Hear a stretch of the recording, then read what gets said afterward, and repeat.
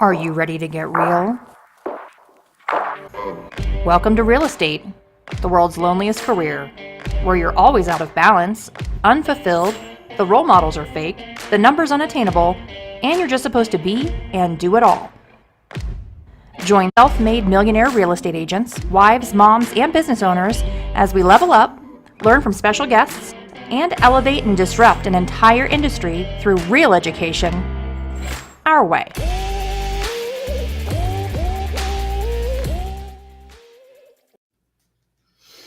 Oh my Lord. Here we are again. It is, and I know it's so silly that I keep like dating these, but it is April 18th. I don't even know how it's April. I still feel like it's like December, but different story. But yeah, I don't know.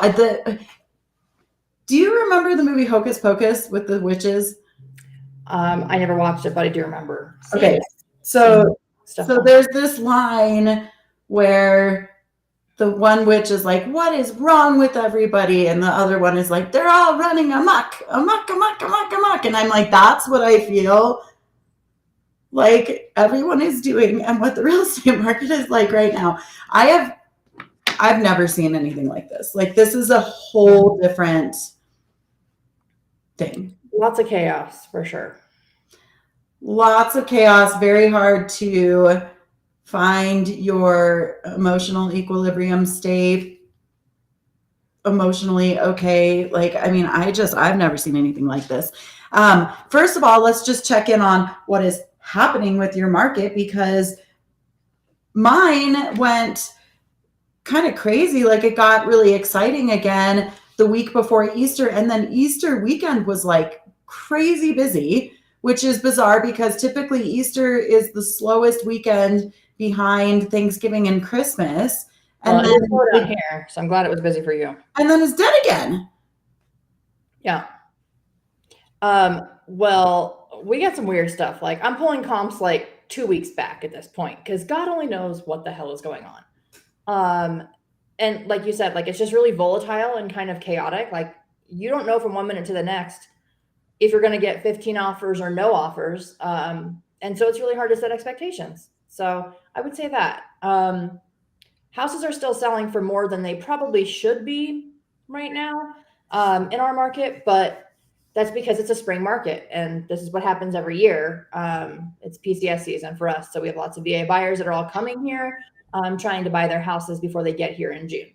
So that's pretty common for us. But Easter was like dead, like completely dead. Like, people were like upset at me for working on Easter. And I'm like, okay, well, that's fine. You're welcome to not work if you don't want to work. That's fine. But, you know, I have my sellers out of town because I'm like, okay, well, maybe we're going to get a bunch of traffic. Let's hurry up and get it on the market for the weekend. Dead. Completely dead. So I should revise the week leading up to Easter was busy. Oh, yeah. The week before Easter is always Easter weekend was dead. So yeah. Sorry, I need to revise that. Yes. Okay. So it's like the whole real estate market is going on vacation, and we've announced it. So like everybody in the market wants to like buy and sell houses right away and get the houses on the market. But no one wants to work on that weekend, because I think that most people are taking it as a vacation. I don't know. I didn't, but it was just really weird and not what I was used to, because I was used to just more stability, I guess. I was expecting all of the craziness from the week to carry over to the weekend. It didn't for me. It was completely dead. But the week, like literally Monday afternoon, apparently is when everybody got back from vacation, because then everybody starts setting showings again. So yesterday it was wild for me. And all week it was pretty crazy. So I don't know. It literally could change tomorrow. I don't know. You just said like 57 words that I feel so deeply in my core, like instability, chaotic. Yeah, I mean, that's really how it's impossible to set expectations. Like, even with yourself as an agent, in the past, in my career and in agents that I've coached and trained, I've felt like agents struggle setting expectations with their clients. But now I feel like you can't even, like, your own expectations are all crazy and out of whack. And then your clients call you and they're like, what the heck? And you're like, I don't know. I mean, I have houses where I absolutely thought I would end up with offers, and I'm like, this is the nicest house, and I priced it really well, and then we end up having to do massive price reductions. Or I have houses that I'm like, this isn't going to go so good, and it's under contract in like 10 seconds. It's so crazy and bizarre. It's like this micro market. I feel like it's almost like it's not by city, definitely not by state. It's like not even by neighborhood. It's house by house. And it's almost like when there's a buyer out there that lines up with the house, you're going to be fine. But if not, you're not going to be fine. And if there's one buyer that lines up with the house, then everyone else will be like, oh, cool, I want it too. And then you'll get multiple offers. And if not, everyone's like chasing the price down. It's right. So I had offers on one of my listings yesterday. And the initial offer was asking price, but then asking for $9,000 of concessions. This is like a $500,000 house. Like that's a lot. And we had just reduced the price to that. We reduced it by like $5,000. So it's not like we took a massive price reduction, but we reduced it that morning. And then so an agent came in and was like, another $9,000. I'm like, no, we're not doing that. We'll wait for 4 days and get multiple offers. Like what is happening? I'm seeing a lot of agents that don't want to compete with multiple offers, buyer's agents that are like, if you already have an offer on it, we're not going to write an offer. Why? And then there's the agents that are like, all right, I'm sending you an offer and then never send it. a lot of that too. Yeah. It's a list. It's totally flipped. Now you're getting ghosted by the buyer's agent. Right. Totally getting flipped. But yeah, I mean, I had one situation earlier this year in February where my seller was like, I got to get out of here. You just need to drop the price to like the lowest I'm willing to accept, which was like really low. And so I knew that if we dropped it to that, we would see multiple offers. And we were under contract in 48 hours, almost back up to where we were sitting with no showings and no offers. Now I have another one where my people were contingent and buying a house and they wanted to try the same tactic. Price it, you guys, this house is priced $40,000 lower than any home has ever sold in that neighborhood, ever. And I'm getting calls every day from agents who, well, first of all, I'm getting no showings. And then I'm getting calls from the agents that are showing it saying that it's overpriced. So, I mean, it's very, what's going on.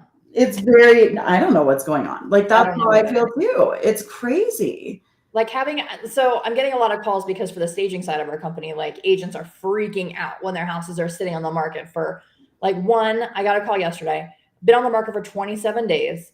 The house itself is super nice. Like I sold a house very similar to it 2 years ago for the exact same amount that they're asking for it now, which they should be getting way more. But the house looks like no one has ever loved it inside.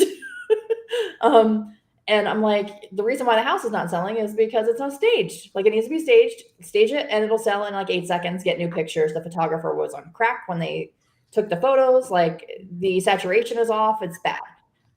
So we're going to probably stage that house tomorrow. And I would bet you it's going to be off the market by the weekend. Guarantee you. That makes such a huge difference. Like I think difference. I think it's because, and one of my clients said this to me this week, anyone who's buying right now is either buying because they have to, or they fall in love with something emotionally. Yes. Like and people are not, they're not falling in love with the house itself. They're falling in love with staging shit and like accent walls. Like it makes no sense.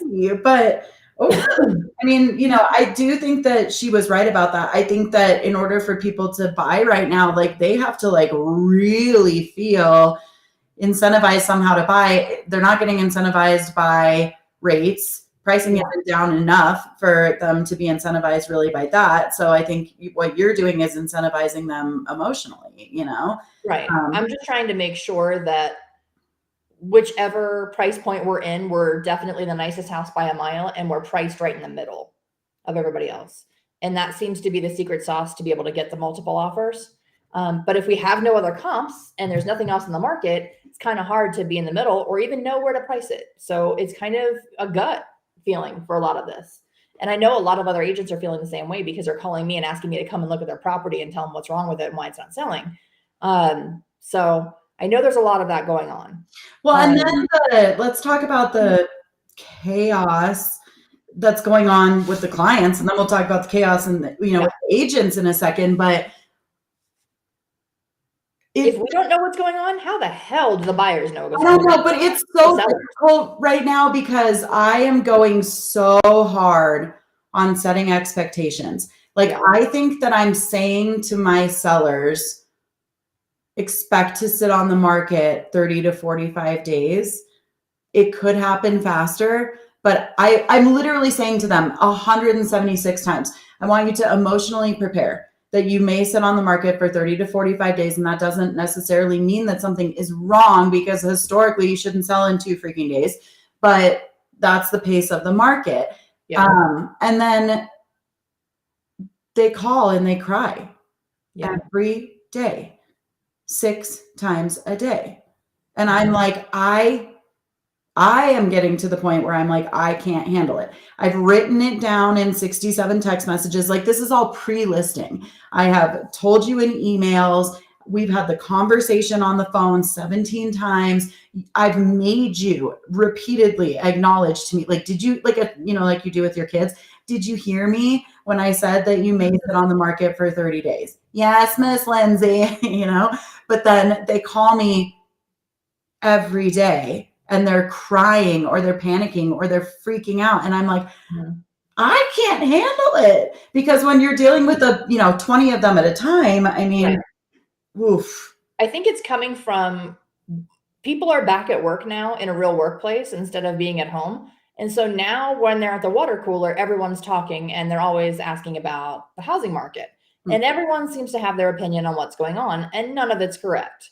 And so all of those opinions are now like causing more drama. It's like bringing your parent to a home inspection. It's like, you might as well just strap in. It's going to be terrible. But I think that that's what's happening. I think that people at work are influencing people's opinions of what's going on in the housing market. And for whatever reason, they seem to still think that our market is crashing. If I still hear, I hear crashing all the time. That's like my least favorite word. I'm like, I don't think you guys understand what that means.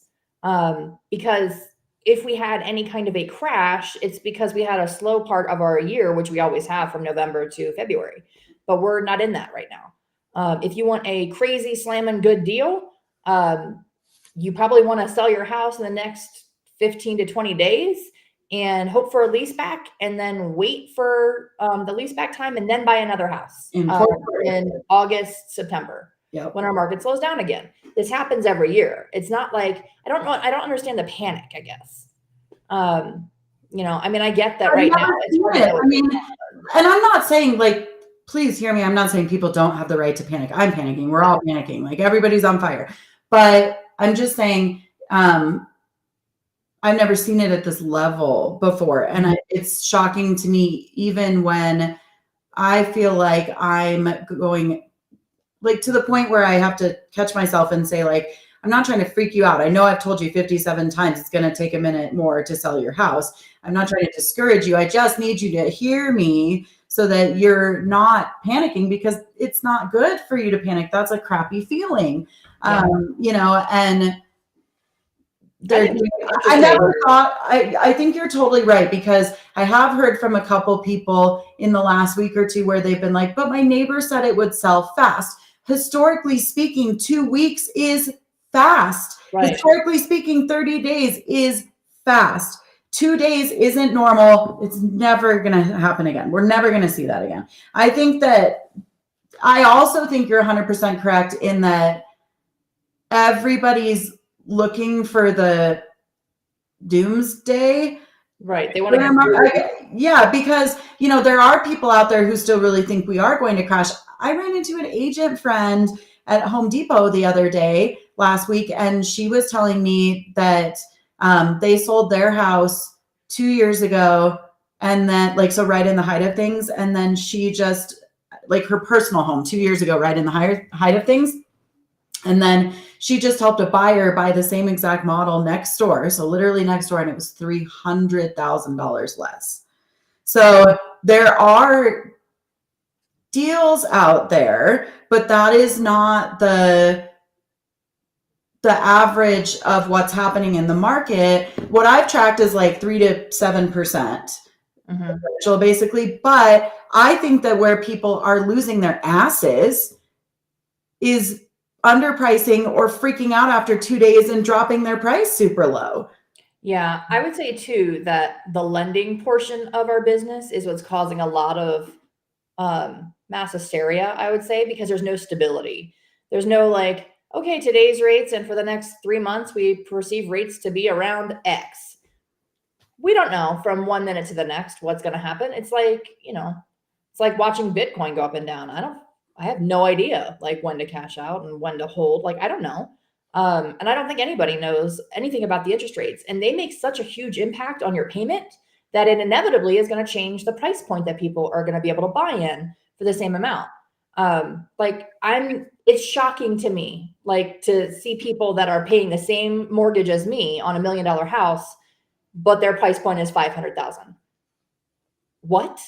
Like that's the major factor, I think, right now. Oh, 100%. I think they're going to go up, and I'm surprised to be saying that. Now, I know on this show, we were very careful and we were super cautioning for the last 6 to 8 months. All the people saying just buy now and refinance, the rates are going to drop. And we kept saying, be careful, because in the event that they don't drop, you're going to see a lot of people who are really angry or really in trouble. I don't think they're going to drop because the Fed raised them the fastest and the most aggressively they've ever been raised in history. And the market did not actually crash. Right.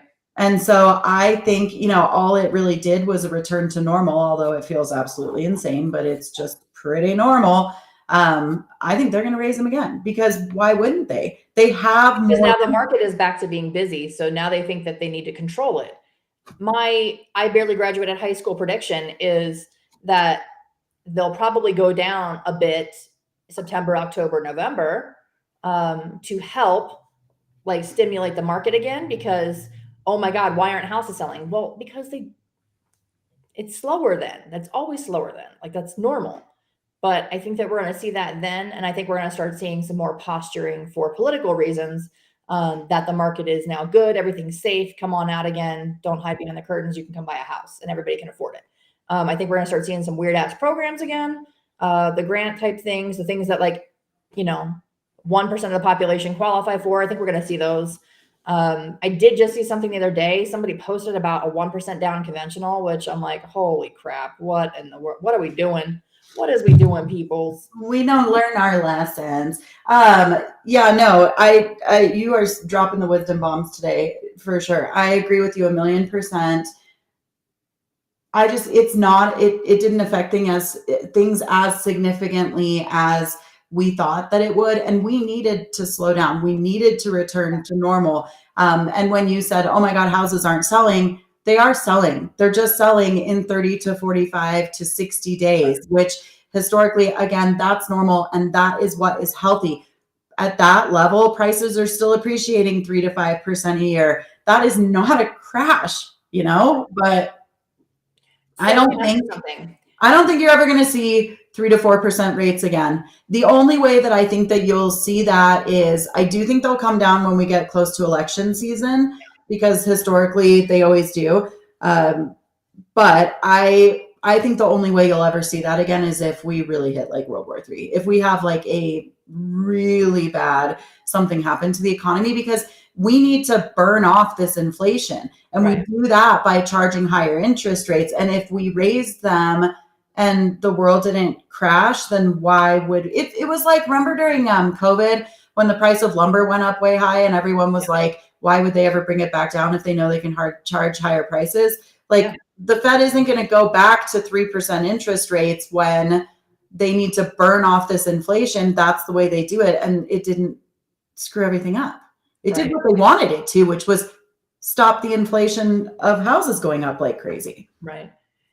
not to get political, but I don't think that this administration will do anything when it comes to war. I think they would push that off until the next term if that were to happen, because I don't think they're able to control the company through that kind of a thing, all of that turmoil. Not at the tail end of your 4 years. Like I don't think that's going to happen. I do have a question for you. And so our markets are really close together, but still far enough apart that there's a big difference. So I'm like 45 minutes from you south. And Lindsay is 45 minutes north from me, in the Parker, Castle Rock, Denver metro area. So in Colorado Springs, our market between 550 and 625 is wild. Under 550, you've got a lot of weird shit happening. But the 550 to 625 price point, what do you guys have there? Because I'm seeing everyone from your market coming down to mine to buy those. Not a lot. I mean, I think my market is probably, man, again, I have no idea because I don't know what houses cost right now because the market is so crazy. Yeah, because like one house can cost what it should cost. The next house can cost 100 grand more than that. And the next one can be 100 less than that. And they're all the exact same house. So good luck. Yeah. But I used to think we were probably about 100,000 more expensive than you. Do you think that's? Yeah, I think probably still maybe a little bit more than 100,000 more expensive. Yeah. So it has HOA fees and stuff too. So that. Yeah, I mean, we don't really have a lot, and it's interesting. Those price points here are kind of what I'm seeing problems with too. So in our 5s and 6s, single family homes are doing pretty well. They're selling in 2 to 3 weeks. They're going 3 to 5% of list price. You get an outlier every once in a while where the agent just prices it so low it sells in like 2 minutes. Can we talk about the fact that like over asking when you priced it ridiculously low on purpose isn't really over asking? It's just where it should have sold. Right. But anyhow, so the reason I'm asking is because I'm having agents from up there call me for my listings in Briargate, like the north side of Colorado Springs, and say, what do you have that's coming? Like, we're tired of missing out on houses up here in Castle Rock, and we'll take anything basically. Yeah. So that's moving. Our lower price points are struggling. Our townhomes and condos are struggling. And then it's definitely slower once you go into our luxury price point, which is like $1 million and up. But yeah, that price point is moving pretty well. But yeah, it does bother me that over asking even became a term over the last couple of years, because asking price, list price should be very close to what the property is worth. So if you dump your price and you price $50,000, $60,000 less than what it should be, and then you get over that asking price, that's not over asking. That's not over what the house is worth. That's just what the house is worth. Right. And it's just these agents that are like selling stupidity. It just blows my mind. Yeah. Well, I'm one of those stupid agents because I listed a house not in my market. I listed a house in Littleton, and all the comps that I pulled said 450 is like the high end of what this house is worth. It's 1,000 square feet. Like, first of all, I wouldn't pay 450 for 1,000 square foot house. It's under contract right now for 522. What the fuck? First of all, like, I wasn't wrong. Like, that's where the comps were. No. That price point like is crazy. And I've had that happen to me too. And that's not what I mean. I mean the people who are like, I know it's worth $525, so I'm going to price it at $450. Yeah. And then I got over asking. It's like, you didn't get over asking. It was worth $525. It was worth what where you should have listed it. Right. But no. And I've done that too. But there's some wild stuff out there, like some stuff that like you're pulling comps and you're like, this is what the data is showing me. So this is where I think that we should list. Everyone signs off on it. Like, we're okay with that. And then all of a sudden these crazy ass offers come in and you're like, what? And I've seen it too over the last couple months repeatedly. And then I've also seen, I think it's worth $525. So I'm going to list it at $499. And that's really good. And it's in good shape and it's going to be, and then you're like, crickets. Yeah. You're catering to the wrong buyer at that point. Right. So, it's crazy. Pricing strategy, I think, is really, really, really important in our market right now. Probably more so than it was when the market was crazy. I mean, our market is chaotic, I would say. I don't think it's crazy yet. So I'm constantly seeing agents listing houses at like this weird number, and I don't understand it. I don't know if it's cultural or they just, we're playing like the match game or the card shark game or something like from when we were kids. I'm like, I have no, why are you listing it at 468.49? Like what the 422,966. Or like if you're 499,900, why are you doing that? Like mentally, I don't understand it. Like I just don't, because if you're listing it at 500, then you're getting people that are looking 500 to 525 and people that are looking 475 to 500. They're not stopping their search. That's not even like a thing to stop your search at 499,900. So like, why would you do that shit? I don't understand. You're missing a whole market of buyers by doing that. I don't get it either. The only time I've ever seen it where I can kind of understand it is like when the agent asks for a price reduction and the sellers are like not willing to go any further. And then you end up, you're like, but we got to get right below that number. Right. And so then you end up with like a weird number. But yeah, no, it doesn't. I see it too. It's like it doesn't make any sense. I do think that once we have some kind of semblance of stability on the lending side of the market, I think we're going to start seeing more incentives for buy downs and that kind of thing. I think right now, hopefully agents are terrified to do that kind of thing because of the volatility in the market on that side. And I would never advise my seller to offer to buy down a rate to a certain percentage point because you don't know what it's going to do from one day to the next. But offering some kind of an incentive with your higher price of house is definitely helpful. The other thing I want to ask you about, I've been seeing a lot of agents doing carpet credits lately. What do you think of that? Oh man, I think that's another really tough one. I mean, ideally speaking, no one would ever do that. They would have the work done before. So, okay, in a market like we've been in the last couple years, carpet credit, sure. Paint credit, sure. Refrigerator doesn't work, credit, whatever. Nobody cared. But in this market where I don't even, let's call it the chaos market, because it's definitely not a seller's market. It's definitely not a buyer's market. I don't even know what it is. But in this market where buyers have more power, like substantially more power, we're back to knowing, and this has always been a rule, buyers always think that everything is 5 times more expensive than it actually is. I could do carpet for $2,000. They think it's 10, right? And they always think it's, I can do carpet in 24 hours. They think it's going to take 6 years, right? Yeah. And so I think that when the buyers have more power, you have to have stuff done. Mm-hmm. But there are a lot more sellers that are trying to put it on the market quickly, like as fast as possible. And when that happens, stuff just doesn't get done. And I think that's... But you got to have a good carpet vendor that can get in there. You meet with him today and he can get in there by Friday and get the carpet done. Because I agree with you, people are rushing to get on the market because they're seeing that things could deteriorate more.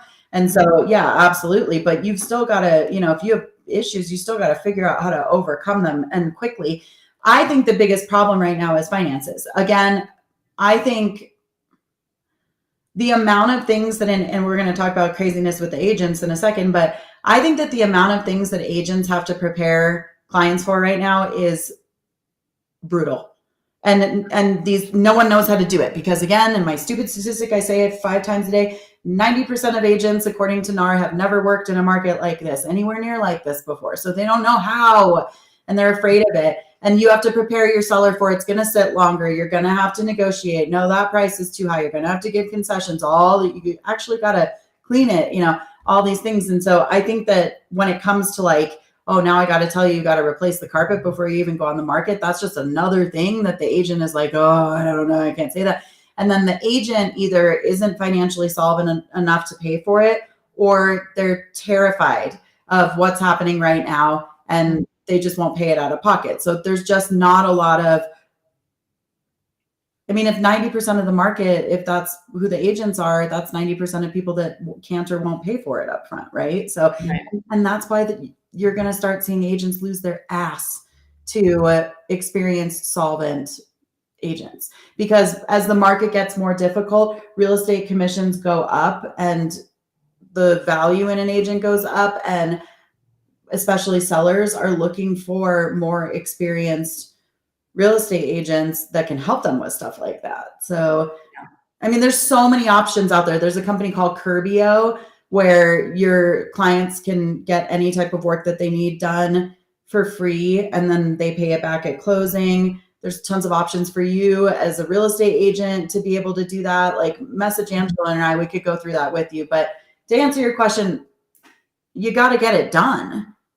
Right. Because walking into a house that smells like cat piss is not ideal for anyone. No buyer's going to be like, oh my God, this is my dream home, when they're trying to fight back vomit. Like, it's just hard, you know?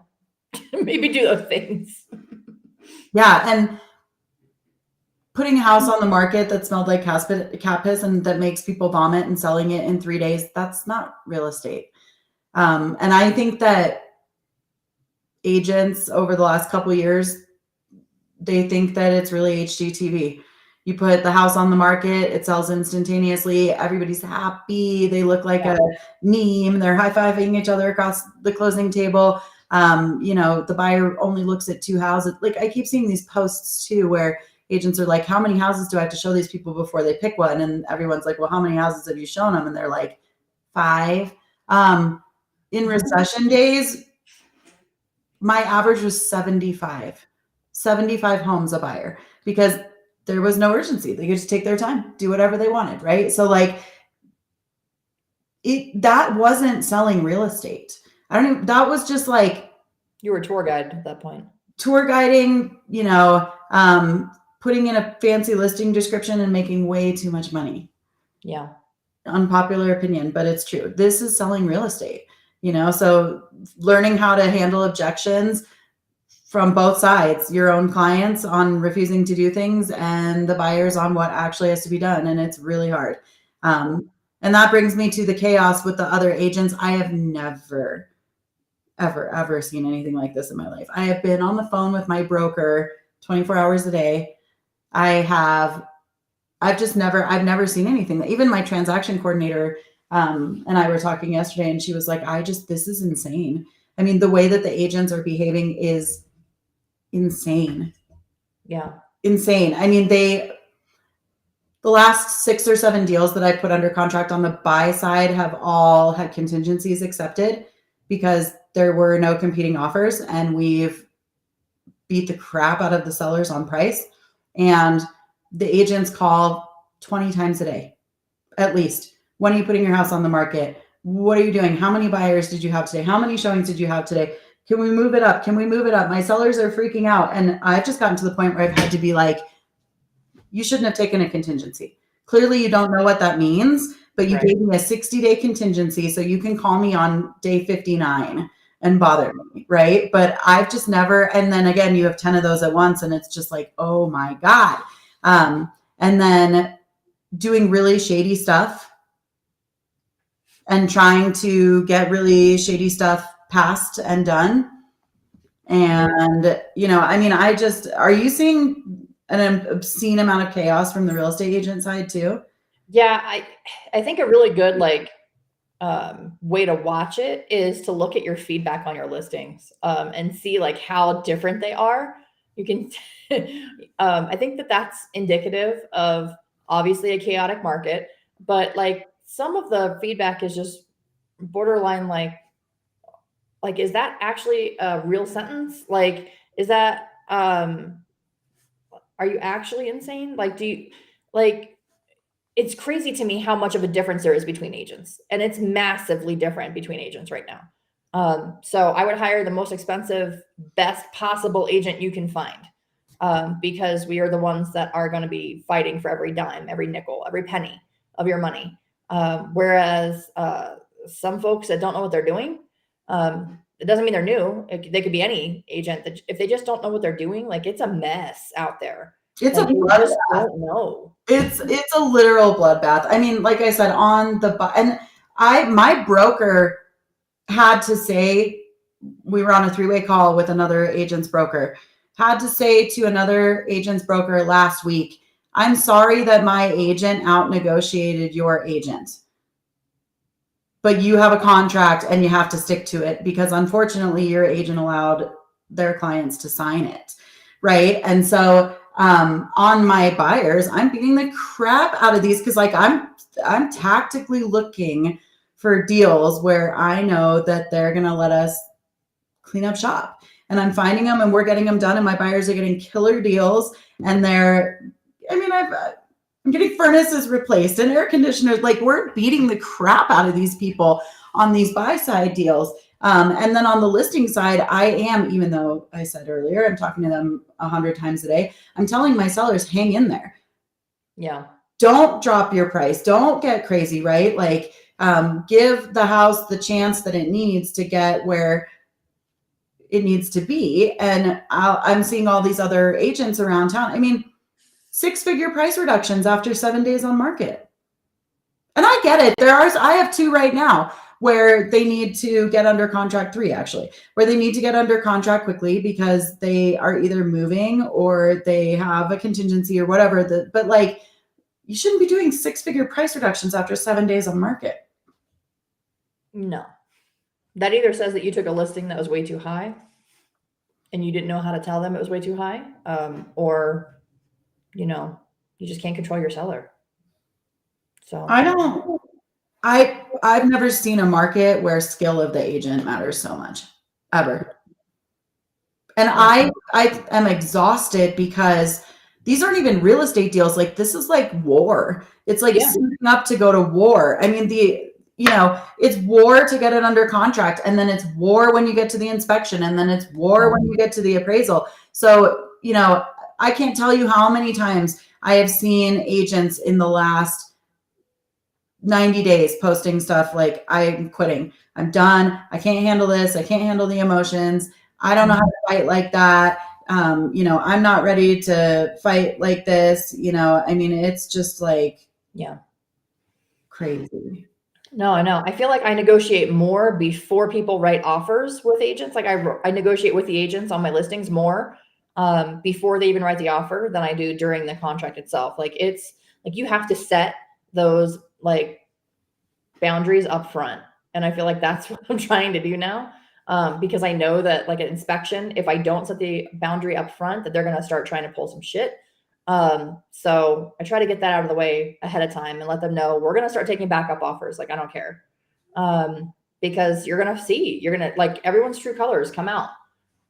There's a lot of laziness that I'm seeing. Like, I don't understand a lot of it. Like the inspection lists are enormous. And that's another thing these days. It's ridiculous. Another thing, if you've never worked in a market like this before, that you need to get a hold of immediately or it will destroy your business and destroy your sellers, is you need to know kind of on average what the major things that are, come up every time on inspection are. I know like the top 20, Angela knows them too, clean and service the furnace, but all the different things that come up in our market, you need to know what they are and you need to have a roundabout idea of what they cost, because you cannot just throw your sellers a piece of paper with 6 pages worth of stuff and expect them to not lose their minds or cancel the transaction or go nuts. You need to have people that you can recommend that can come in on a fast turnaround, that do good work, who they can trust. Like your clients in prior market days, when you used to be able to send them a list with one thing on it, they could manage that. They don't know an electrician, a plumber, a carpet cleaner, a ductwork cleaner, a stove repairman, a refrigerator. They don't know those people. And the other thing that you're going to lose your ass to as an agent right now in a market like this, and if it continues to deteriorate, is the agent who's got the book of contractors who can get the stuff done. Period. I mean, because that is so overwhelming, and they are in a market now where they're going to have to do things. And if you can't figure out how to help them, you're going to have the worst transaction like of all time ever. So you got to get a hold on that like now. I would say too, the other thing that's super important, I'm asking when people are writing offers, who is your home inspector? Because I want to know if it's a deal killer or not. Like, unfortunately, we have a list of home inspectors that their whole job, it seems like, is to kill deals. They don't actually set expectations properly with buyers. and show them like, hey, these are the normal things that are going to come up. No, it's if you don't replace this furnace, you're going to die. What? Cool. Well, we're not going to take your offer then because we don't want to work with somebody that's going to kill it at inspection. Like that's a big issue down here, like big issue. So I'm actually coaching my clients, like on my seller side, if they've got an older furnace, to go out and before we have inspection, have it cleaned and serviced, because you know that even if they have it cleaned and serviced and have it dated, that the freaking home inspector is going to call it out as asking for a clean and service because they don't know anything else to do. They have to have something. It's like a badge of courage. Like they have to have, we've asked for 498 furnace clean and services in the past 65 days. Like what the fucking why? You also have an HVAC company? I know. No, I remember like 10 minutes ago when I said buyers always think things are 10 times more expensive and harder than they are. And I brought up carpet as the example, or you brought up carpet. Same. Okay. So I do the same thing. If I know that carpet has to be replaced and for some reason I cannot do it and my sellers cannot do it pre-market, I will not go on the market without a bid for the carpet because they're going to come back to you and go, we want a $5,000 carpet concession. And you're going to go, meh, here's my 3 bids for $500. Nice try. Right. Or here's my service receipt from my HVAC saying that's been cleaned and serviced this Wednesday. And that even though the furnace is old, it's still in proper working condition and is just fine. Doesn't need to be replaced. Before you even start with your bullshit, it's already done. So if you're not doing those kind of things, it's just you're going to be paying it's your own fault. The pain that you're going to cause yourself. Like, so you've got to get a book of contractors that you can work with, and you've got to get out in front. Like when I walk every listing I've ever taken, we go through the mechanicals and the big stuff. And I know I've got a list in my phone of everything that I know that's going to come up on inspection. Do I get surprised by things? Of course. I don't climb underneath the deck or into the crawl space. But do I know the top couple things that are going to come up in my market? Yep. And do I counsel my sellers up front? Yep. You've got peeling paint around your garage door. That's going to need to be fixed. You can do it now. You can do it when you get to appraisal. Here's a couple people that can do it for you. I can help you with the cost up front if you need to, or you need to know that this is going to come up and it's probably going to cost you X amount of dollars, right? Like I know I'd say I know 95% of what's going to come up. And the other one that's really big right now is decks. For whatever reason, it seems like inspectors have a hard on for decks. And it's not like, hey, replace a few deck pieces, replace the entire deck with Trex. Like what the, okay. That's $75,000. That's not going to happen. So, coaching your sellers ahead of time saying, hey, like, look, there's chipping, stain / paint. You're probably going to have to sand this down at some point and restain it, repaint it. That's normal. It's Colorado. It's dry as fuck here. Like that's pretty common. But just know that it might come up. So you're not surprised later.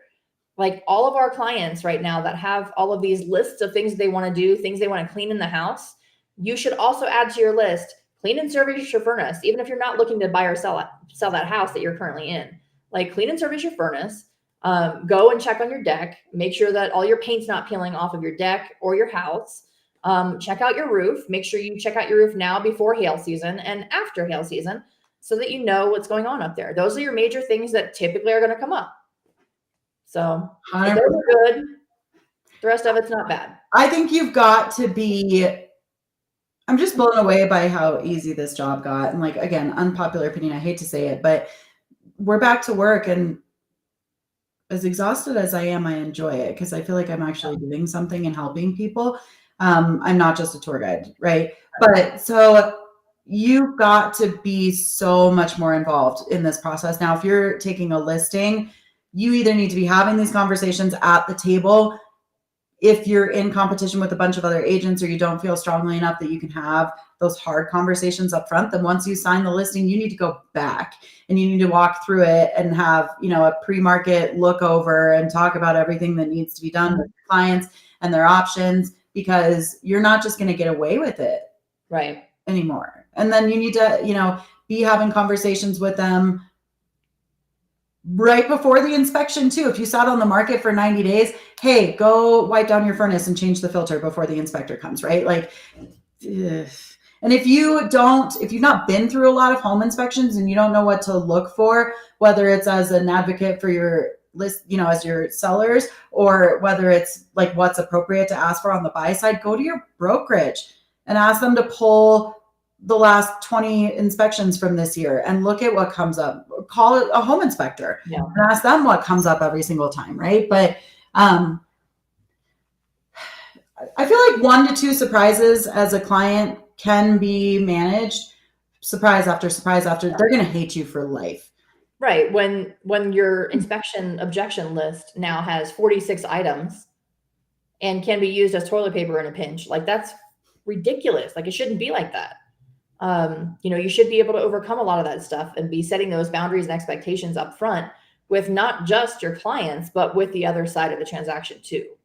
Otherwise, you're going to have a really bad time. It's not going to be fun. No, and you need to know how to argue that with the other side too. Like you just said, like you need to be able to go, like I just got into it with an agent over concrete the other day who came to me and said that they wanted a structural engineer to look at spalling, which is flaking, on the driveway. And I looked her dead ass in the face and I was like, so here's the deal. First of all, spalling is non-structural to the concrete. It's just the top layer of the concrete. And secondly, concrete is non-structural because flat work isn't tied to the foundation. So a structural engineer won't even look at it. And she was like, I don't really know what to say now. So there goes $30,000 worth of credits that they asked for. So, these are things that you learn through experience, but you also need to be like Googling your ass off too. Like that's one way that I have learned tons of stuff. Like I will never present something to my sellers or to another agent without knowing answers for sure. Like calling my inspector and being like, is this a structural problem? Looking it up online, going to the fucking library and looking at the microfiche if you have to, right? Like, I mean, you have to dig in right now and work. Yeah. Yep. 100%. I think that there's going to be such a big difference in agents. I think more than last year, I think this year is going to kind of separate the men from the boys, as they say. I feel like this year is going to be like the year that people decide to get out because they can't hang. Like, unfortunately, 100%. you've got to know a lot. Like to hang in a market like this, you've got to have a lot of knowledge or be at a brokerage where people will help you and share their knowledge with you. I think that's going to be a big thing that we're going to see. I think we're going to keep seeing people moving brokerages every 3 months because the grass is always greener for people. Yeah. So, I also want to talk, we just got a couple minutes left, about how do you keep your cool when you're in like extremely contentious transactions? Because that's another thing that I've been seeing almost nonstop lately is, man, I've been called curse words that I did not even know existed. And I am the queen of the curse word, and so what I'm seeing is when people can't out negotiate me, they're turning to bullying. And they're getting really nasty. They're threatening commission complaints, which, scares everyone, younger agents, newer agents, right? Like they're crazy and out of control on a level that like they're crazy on like the put on a diaper and drive 7 straight days across the country to stalk a boy batshit nuts right now. So like how do you keep your cool when you're dealing with those people? And how do you keep your cool when you want to be one of those people and just lose it on the other side? I would say historically, I have not been good at controlling my temper when it comes to shit like that. I disagree. I think that you are the hammer that drops and splits someone's skull open, but you're not. I've never seen you out of control. Like you're not screaming and yelling to the point where you're losing your voice and calling people the C word. And I've never seen that. I've seen you be really aggressive, which in my book is a good thing, but this is something different. This seems to me like children throwing a fit.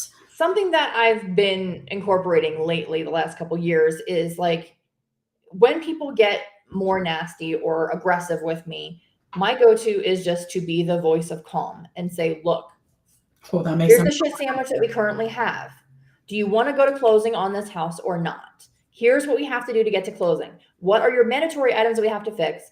What is the issue? Let's fix it together. I think that people just forget that yes, they're on their own side, but we have to cooperate with each other and get to the closing table. And it's not personal. This is business.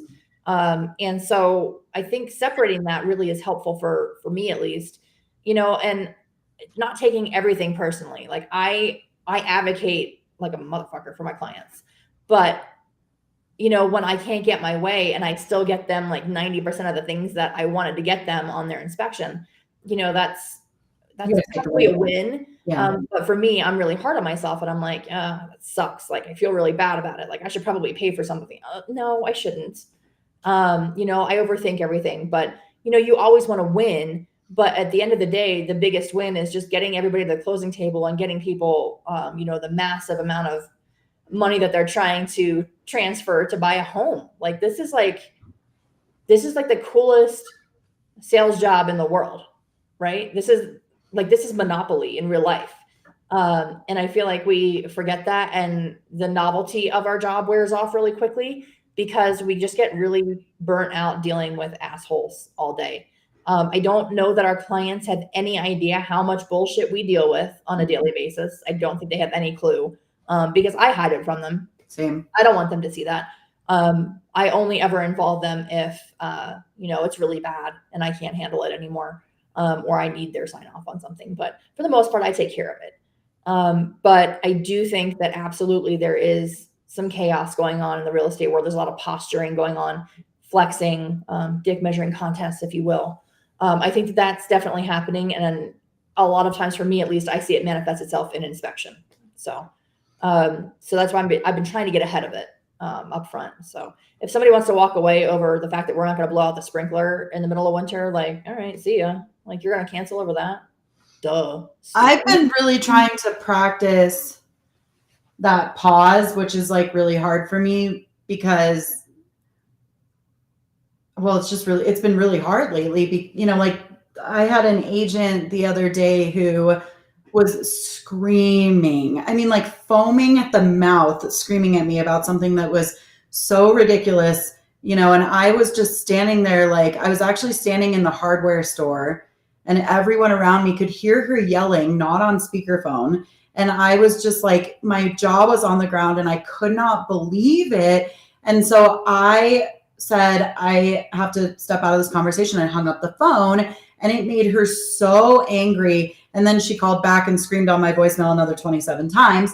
But you don't have to take abuse. No, you don't have to take abuse. Really abusing you. Like you need to let them cool down. And I've seen it. I think I'm seeing it on every deal right now, which is absolutely crazy to me. So, and I'm trying to give as much grace as I possibly can. The agents are coming to me with stuff like, but I need this to close. I need a paycheck. I get that. I think that's where it's coming from. It's coming from that desperation for this. 100%. I understand that. Or I need this to close or my sellers are going to fire me. My buyers are going to, right. What I'm hearing right now is I need this to close or my buyers are going to quit looking. They're just going to get out of the market. I get that. And I understand, but that doesn't mean that I can. The contract is between the buyer. And this is also the number one thing, by the way, I keep seeing coming up in our Facebook groups is how do I deal with this agent who's doing this or this or this? The contract is between the buyer and the seller. We are literally just the facilitators. We're not a party to it. It's not our contract. I can't make my client do anything. So it isn't personal, like you said earlier, and don't come at me like it is. So it's been really, I really do. I need to be the yes man. And I really do not like that kind of conflict. I'm good at it, but I don't like it. But I feel like I've just been practicing saying, which is really hard for me because it makes me not the yes man, but I can't take your phone calls any longer. If you need something, you can text me or you can email me. I'm sorry, but I unfortunately cannot speak to you every hour on the hour. If you need something, call or text me. And even I'm sorry that we weren't able to resolve this together. Here's my broker's contact information. So I've been really just trying to practice like not taking it. Because when I just sit there and take it, then I get really mad. Then I'm standing in the hardware store screaming at people too. Right. I thankfully call my husband after I've had like somebody be really mean and nasty to me. And have to like unload what I just went through, right? And he's a really good person for me to be able to call and say, hey, here's what happened. Here's why I had a shitty day. How would you have handled this? And that seems to help me be able to change how I react to certain people and certain situations in the future. And he's a very different personality than me. So sometimes if I know that the other agent is more similar to him, I might have him reach out to them instead of me, because if I do it, it's more like oil and water. Or if there's an issue because I'm a woman, which does come up, I'll have him do it. And everything seems fine and it's all resolved. And then it pisses me off extra. But, I call your husband. Sometimes Right. Angela's husband is a broker, and so obviously I call Angela on a lot of things, but I do call her husband as well. And he has given me a couple phrases, like even just over the last month, Mhm. I've written them down, and I've been like, "That's really good." Yeah, he's you know, he's very good at the job that he does. And he's super knowledgeable. And I feel like he's that calm in our office that everybody needs. Because a lot of us are all crazy. So but man, looking for somebody that's calm right, and have a cup of water, take a Xanax, do what you need to do Right. before you make these calls. And I don't know. Okay, here's how I've always thought of it. Just an idea. If I need a favor from you, like even as a child, maybe I just understood being manipulative, which is a Right. sales tactic, by the way, better than most. But as a child, if I needed to ask my mom to borrow money or to stay out late or have a sleepover or do something, I did not walk into the room and go, "You're a terrible mother and I hate you, and let me sleep over at Susie's house." I would butter my mom up. Yeah, there's negotiation. Like, hey, if you You're let me do this, then crazy. I'll do this. Oh man, those green beans that you made for dinner were so good. I ate them all for the first time. Like, I would never go to someone that I'm in a negotiation with Mhm. and be a bull in a china shop out the gate. I would go in and go, "Hey, we're cooperating brokers. I need help. I'm in trouble. I can't figure this out. Right. I've got to have this closed this month. I need this. I need that. Like, what can we do?" And Right. then, yeah, there are times when you're going to get into it. You're going to go to war. Like, there's no avoiding that. But that isn't the best tactic. Like, you don't come at me and then ask me for a fucking favor. Right. Like, even if I can do you the favor at that point, I'm not gonna. So, try to like, I would say too, like the person sending the inspection, which is like obviously the like thing that I'm standing on today is this damn inspection. But the person sending that, like, pick up a phone and call the other agent, say, look, this is not personal. They asked for a bunch of dumb shit. I told them not to, but here's what I think that we really need.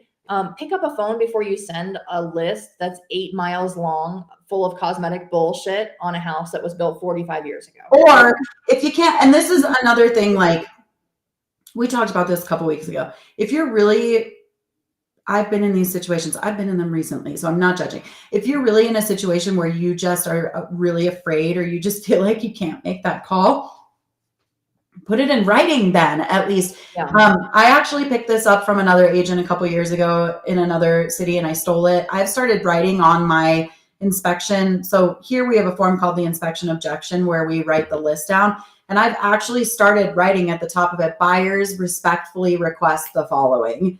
And, and then I put little nice, again, like, don't come at me and then ask me for a fucking favor. I put little nice things in there. Like yesterday I had to do one where it was snowing and so we couldn't look at the roof. And so I said, buyers respectfully request the following. And then one of the lines was, we're so great. We understand that the roof is only 2 years old and it's probably in fabulous condition, but please play to have a licensed roofer out there and get us a certification, right? So like there's ways to ask for things in a manner that isn't contentious.